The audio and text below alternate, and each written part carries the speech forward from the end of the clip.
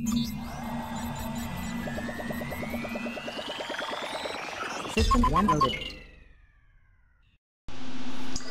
salut à tous les amis, comment ça va? Moi ça va super bien aujourd'hui, à part que il pleut dehors.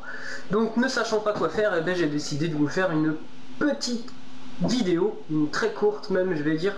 Je crois que ça va être la plus courte que j'ai pu faire depuis que j'ai commencé YouTube. Pas longtemps bien sûr. Donc voilà, bon, petit tuto très simple, très court, que certainement 80% des gens connaissent, c'est-à-dire que je vais vous montrer comment booster, entre guillemets, Windows au détriment des effets visuels. Donc quand je dis effets visuels, c'est-à-dire tout ce qui peut être thème, donc par exemple, voilà, hein, voilà, changer les thèmes des ordinateurs, hein, ou l'aéro. Donc on peut essayer aussi voir si on peut désactiver par exemple aéro. Donc non, je sais même plus comment on fait. Paramètres d'apparence avancée, non c'est pour l'heure. Afficher les mélanges de couleurs. Bon, enfin je sais plus où c'est, enfin c'est pas grave. Donc je vais vous montrer comment booster votre Windows en dépit des apparences. Voilà. Donc en fait, comme vous le savez, en informatique, tout ce qui veut dire joli veut dire aussi gourmand en ressources. Hein. Il faut dire que voilà, si votre Windows 7 il a un sacré pur thème, un peu voilà, un peu comme le mien. Moi j'ai un thème macOS X sur mon Windows. Bon là je l'ai enlevé, mais il faut vous dire aussi que c'est gourmand en ressources. Ça veut dire que ça va prendre beaucoup de mémoire graphique et aussi de la mémoire vive, hein, évidemment, parce qu'il faut faire tourner tout ça. Donc ça peut être joli, mais c'est très gourmand. Cette astuce par contre concerne surtout les personnes qui possèdent des petites configs. Donc petite config, 1 Go de RAM et ainsi de suite. Je vais pas détailler tout ce qu'il peut y avoir dans une petite config tournant sur Windows 7. Après les autres, bon, les autres non, Windows 7 est quand même le plus gourmand. Hein. Donc bon, on va commencer, hein. Moi je vous le dis, hein. On se sentira mieux après, vous allez voir. Donc vous allez faire tout simplement démarrer, et sur la droite de votre menu démarrer, vous allez sur ordinateur. Alors vous ne cliquez pas dessus. Vous faites clic droit, propriété. Dans la fenêtre de propriété, vous allez cliquer sur paramètres système avancé. Et dans la propriété du système, vous allez cliquer sur paramètres dans le petit onglet performance. Ensuite, libre choix à vous. Vous pouvez soit faire paramètres personnalisés. Donc on peut désactiver aéro pour voir ce que ça va donner. Voilà. On peut faire OK.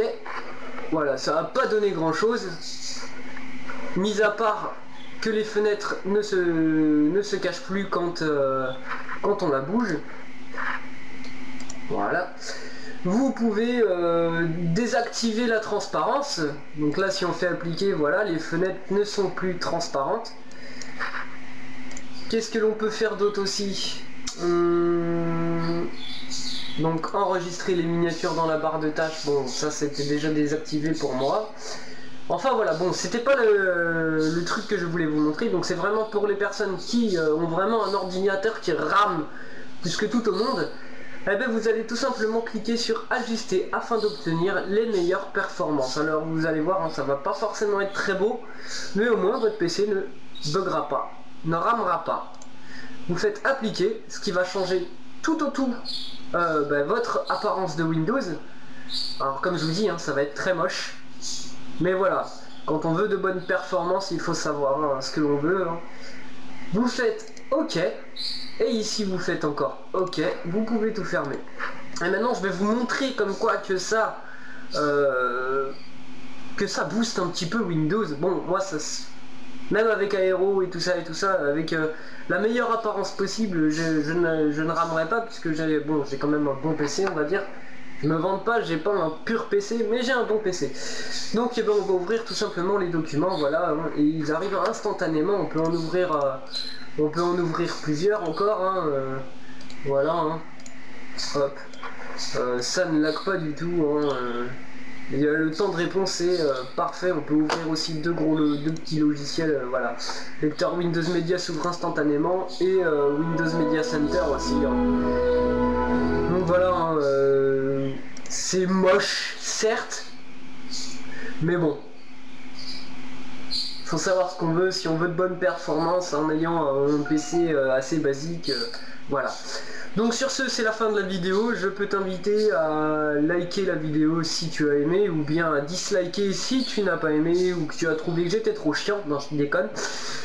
Et puis tu peux aussi t'abonner, ou même tu peux faire les deux, hein, pourquoi pas. Tu peux liker et t'abonner, ou puis même dislike et t'abonner, hein, du moment que tu t'abonnes, moi ça me va, ça me botte. Tu vas me motiver pour continuer à faire des vidéos. Si jamais toi qui regarde cette vidéo, tu as envie d'un petit tuto sur un logiciel, par exemple, en regardant ici vite fait sur des logiciels que je possède ou que je pourrais posséder par la suite et que je puisse te le faire, eh ben il n'y a pas de souci, tu me le laisses en commentaire et je te ferai ton tuto si j'en suis capable, bien évidemment.